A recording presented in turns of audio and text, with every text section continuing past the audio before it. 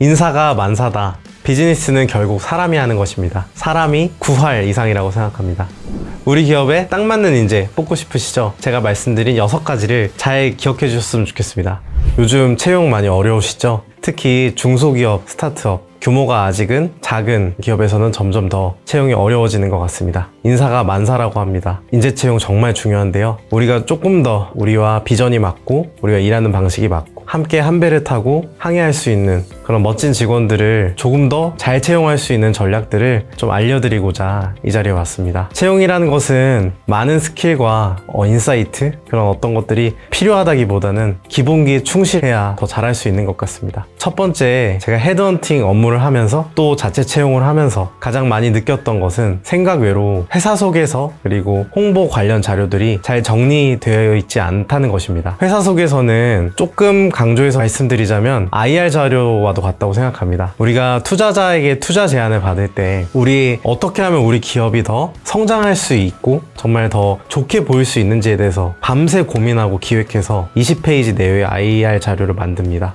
그런 마음으로 회사를 소개하고 거기에 대한 적절한 컨텐츠, 정말 함께 일하고 싶고 혹여 지금 과정상 어떤 연봉이나 여러 가지 복지 면에서 조금 제공을 해줄 수 없는 상황일지라도 정말 어떤 가능성과 미래 성장성을 보고 합류하고 싶어지는 그런 어떤 비전을 느낄 수 있는 그런 IR 자료와 같은 채용형 회사 속에서가 준비되어야 합니다. 두 번째는 과업의 정확한 정의입니다. 과업을 분석하지 않고 혹은 이 직원이 들어와서 이것도 시키고 저것도 시키고 이것도 한번 시켜봐야지 라는 욕심들이 채용 전부터 채용 과정 그리고 채용 후 계속해서 확장되는 모습들을 많이 보실 수 있을 겁니다. 그러나 인재를 채용할 때 과업에 대한 정확한 분석과 사전 준비가 되어 있지 않다면 결국 그 인재는 처음에 들었던 자신의 정보와 실제 채용돼서 일하는 중에 계속해서 업무가 브로드해지고 뭔가 뾰족해지지 않고 계속해서 이것도 하고 저것도 하고 이렇게 확장되다 보면 업무의 만족도가 떨어지면서 이직률 혹은 퇴사율이 굉장히 높아지는 경향성을 볼 수 있었습니다. 물론 중소기업과 스타트업의 업무 특성상 한 직원이 2명 혹은 3명의 역할을 해야 될 때 충분히 있다는 것을 이해하고 있습니다. 하지만 중요한 것은 주 업무와 부 업무가 어느 정도의 비율을 구성하고 있는지 명확하게 먼저 분석이 될 필요가 있고 그것들이 사전에 조심스럽게 면접 과정에서 합의가 되어야 해당 직원이 실제로 합류하게 됐을 때 어떤 손해 감정 그리고 배신감 같은 어떤 감정들을 느끼지 않고 수용할 수 있는 그런 어떤 캐파빌리티가 높아질 수 있다는 점을 항상 명확하게 인지해 주셨으면 좋겠습니다. 또 이것들이 잘 정리가 된다면 사내 HR 담당자나 혹은 헤드헌팅을 의뢰할 때 정확한 인재를 좀 더 찾을 수 있는 좋은 소스가 될 것입니다.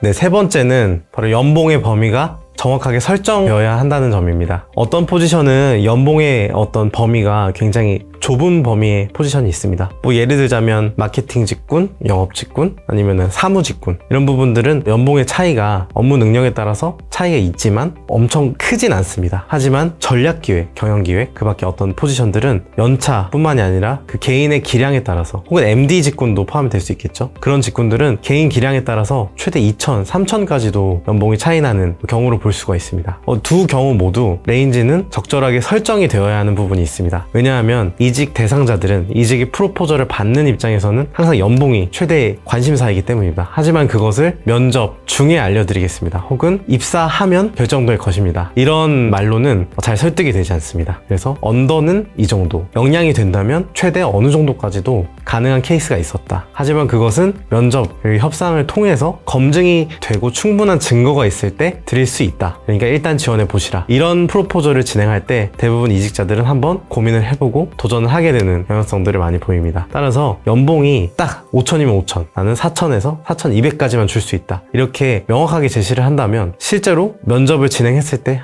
너무 마음에 들고 일을 잘할 것 같고 성장 가능성이 너무 높아서 이 사람은 5천도 줄 수 있을 것 같은데 라는 생각이 들 지원자를 놓치게 되는 경향이 있을 수 있습니다. 또 뭐 회사 사정에 따라서 아무리 유능해도 연봉 정책상 많이 올려줄 수 없는 경우도 있을 수 있습니다. 그렇더라도 연봉의 레인지는 어느 정도 최하단과 최상단 상단을 설정해 주셔야 헤드헌터나 혹은 사내 채용 담당자가 채용을 진행할 때 협상에 좋은 근거가 될 수 있고, 그것을 그대로 노출하지 않더라도 어느 정도의 기준점을 갖고 서칭을 진행할 수가 있습니다. 그렇기 때문에 연봉의 레인지는 반드시 직무별로 설계가 되어야 한다는 점, 그리고 동종 업계보다 너무 밀리지 않게 설정을 해야 된다는 점, 또 S급과 A급, B급, C급 이렇게 업무 능력에 따라서 어떤 등급을 나눌 수밖에 없는 상황이라면 그 등급에 따른 연봉 범위를 구체적으로 설정해 놓는 것이 채용에 있어서 아주 중요한 요소 중 하나일 것 같습니다. 구독과 좋아요 필수인 거 아시죠? 자, 네 번째 말씀드리겠습니다. 네 번째는 제공 가능한 복지가 준비되어야 있는가라는 부분입니다. 복지라는 부분은 요즘 점점 더 중요성이 증가하고 있는 것이 사실입니다. 하지만 그렇다고 해서 인재를 뽑기 위해서 혹은 좋은 회사로 보이기 위해서 회사의 재정적 상황이나 규모에 비해 무리한 복지를 준비하라는 말씀은 아닙니다. 그런 말씀을 드린 것이 아니라 복지는 제공 가능한 수준이지만 우리 회사의 어떤 업무 범위, 산업의 분야, 그리고 회사의 어떤 고유의 문화와 특성이 반영된 깨알 같지만 그래도 굉장히 감동 있고 그 회사만이 제공할 수 있는 그런 기획된 복지들이 제공돼야 한다는 것입니다. 예를 들자면 의료기기 업체에서 의료기기를 제공해주는 복지, 혹은 의료기기를 할인해주는 복지, 혹은 의료기기와 제휴를 맺은 병원에서 간단한 채용교정 서비스를 누릴 수 있는 복지, 이런 부분이 있다면 다른 회사에서 평범하게 제공될 수 없는 그런 복지일 것입니다. 회사의 역량을 가지고 큰 재정을 들이지 않고도 제공할 수 있는 복지가 있다면 그것이 채용 과정에 있어서 이직의 결정적인 요소는 되지 못하더라도 조금 아쉬운 부분, 조금 이 부분은 전 직장이 낫는데, 이런 어떤 고민이 들 때 이런 사소한 복지, 배려들이 그것을 고민을 누르고 이직을 결정할 수 있게 하는 그런 어떤 서브적인 요소가 분명히 되는 부분들이 있습니다. 작은 부분이어도 괜찮습니다. 소정의 유류비 지원이 될 수도 있겠고요. 일주일에 법인차 몇 시간 사용, 이런 간략한 복지라도 예쁘게 잘 정리될 수 있다면 채용 과정에서 충분히 도움이 될 것입니다.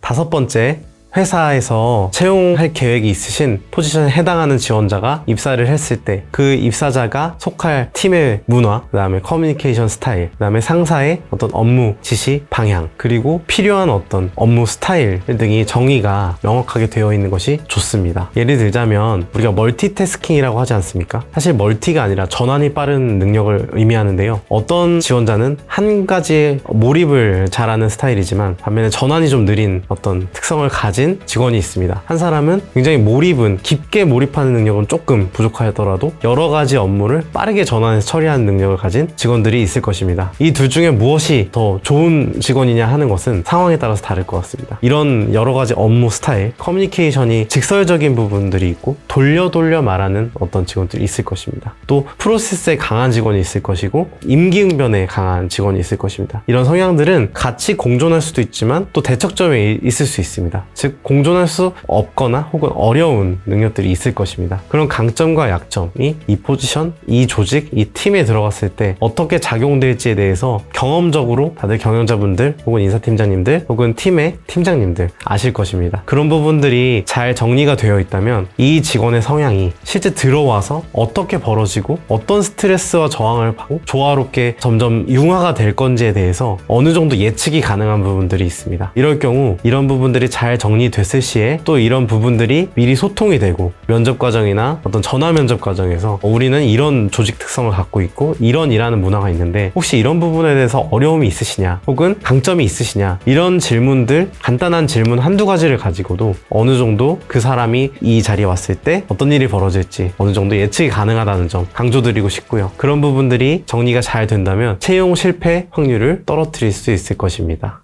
마지막 팁은 채용 평가 기준의 우선순위 설정 및 그것을 수치화하는 것입니다. 어떤 대표님께서는 채용을 의뢰하실 때 이런 말씀을 하신 적이 있으셨습니다. 주도적으로 기획을 할 수 있는 지원자를 원합니다. 주도적이고 때로는 대표가 틀렸다라는 것을 명확하게 알려주고 자기의 주장을 펼치고 이렇게 해서 기획을 완성시키는 그런 팀장이 필요하다. 하지만 또 기분 나쁘지 않게 전달하고 예의를 갖추고 그리고 때로는 대표의 말에 져줄 수도 있는 그런 팀장을 원한다. 이런 두 가지 어떤 관점을 동시에 제안을 해주신 의뢰가 있었습니다. 그럴 경우에 제 머릿속에서는 어떤 것이 과연 우선순위일까 하는 질문이 생깁니다. 그런 성향들이 우선순위가 때로는 같이 공존할 수 있지만 때로는 두 가지가 함께 할 수 없는 부분들도 있습니다. 공격적이고 주도적이고 자기 주장이 강하고 기획력이 있고 실력이 있지만 때로는 저돌적이고 조금은 기분이 상할 수 있는 그런 공격적인 보고 보고 공격적인 어떤 주장을 하는 그런 성향을 가지신 담당자들이 계실 것입니다. 그런 부분들이 물론 사람과 함께 일을 하다 보니까 여러 가지 예의와 이런 어떤 존중이 필요하겠지만 그런 것들이 조금 부족할지라도 주도적이고 강한 어떤 추진력을 가진 능력을 더 원한다면 거기에 가중치를 실제적으로 계량화시켜서 이 지원자는 확실히 이런 부분에 있어서는 명확한 증거가 보인다 라고 했을 시에 다른 부분이 조금 부족할지라도 채용을 진행하는 그런 어떤 관점들이 필요한 것 같습니다. 사람이 이제 채용을 진행하면서 저도 느끼지만 정말 이게 좋은데 이게 조금 아쉽다, 이것도 있는 사람 없을까? 혹은 이것도 필요하지만 생각해보니까 이것도 필요하네, 이것들이 공존하는지 안 하는지 확인해보자 라고 들어갔다가 생각보다 제가 처음에 가장 우선순위를 가졌지만 다른 부분이 약할 때 좀 채용이 망설여지는 경우들도 사실 있습니다. 물론 그런 마음 다 이해하지만 사실 때에 따라서는 모든 어떤 중요하지 않은 것들, 서브적인 것들을 조금 내려놓을지라도 가장 이 포지션은 필요했고 우리 회사에 필요한 어떤 성향, 역량, 경험이 있다면 과감하게 그것들을 선택하는 부분들도 필요한 것 같습니다. 그 과감함을 도와줄 수 있는 것은 우선순위의 명확한 정의 그리고 설정, 그것들이 조금 더 수치화될 수 있다면 정량적인 어떤 부분에서 평가될 수 있는 면접의 결과를 수치화시켜서 좀 객관적인 근거치로 채용을 진행할 수 있을 것 같습니다. 그런 부분에 대해서 저희는 AI 역량 검사라는 툴을 통해서 또 그런 수치화된 부분, 성향적인 부분들을 보조적인 부분으로 검증을 하고 그것들을 우선순위의 틀에 따라서 평가하고 그 부분을 객관적으로 채용에 적용하는 그런 툴로도 사용하고 있습니다. 그런 부분들이 또 많은 도움이 될 수 있다고 생각합니다. 우리 기업에 딱 맞는 인재 뽑고 싶으시죠? 제가 말씀드린 6가지를 잘 기억해 주셨으면 좋겠습니다. 첫 번째가 뭐였죠? 회사 소개서를 IR처럼 마케팅 관점에서 만들어라. 두 번째, 과업 정의를 명확하게 하기. 세 번째, 연봉의 레인지를 잘 설정하라. 네 번째, 줄 수 있는 복지, 제공할 수 있는 복지에 대해서 깨알같이 정리하라. 다섯 번째, 회사가 일하는 문화, 일하는 방식에 대해서 잘 정의할 것. 여섯 번째, 평가 기준에 대한 우선순위 설정 및 계량화, 그 정의들이 완성된다면 조금 더 채용에 명확한 관점을 가지고 또 확신을 가지고 채용 성공률을 높일 수 있으실 겁니다. 인사가 만사다. 비즈니스는 결국 사람이 하는 것입니다. 사람이 9할 이상이라고 생각합니다. 정말 그 일을 감당할 사람, 나의 비즈니스, 우리의 비즈니스를 성장시킬 그 한 사람 찾는 것 많이 어려우실 겁니다. 하지만 그 사람 어딘가에는 반드시 있습니다. 그 사람 찾을 때까지 제가 함께 하겠습니다. 사람이 전부입니다. 다음 컨텐츠는 AI 역량 검사를 중소기업 혹은 스타트업이 어떻게 채용에 적용할 수 있는지에 대해서 상세한 사례들을 소개해 드리도록 하겠습니다. 감사합니다. 구독, 좋아요, 알림 설정. 네, 대표님.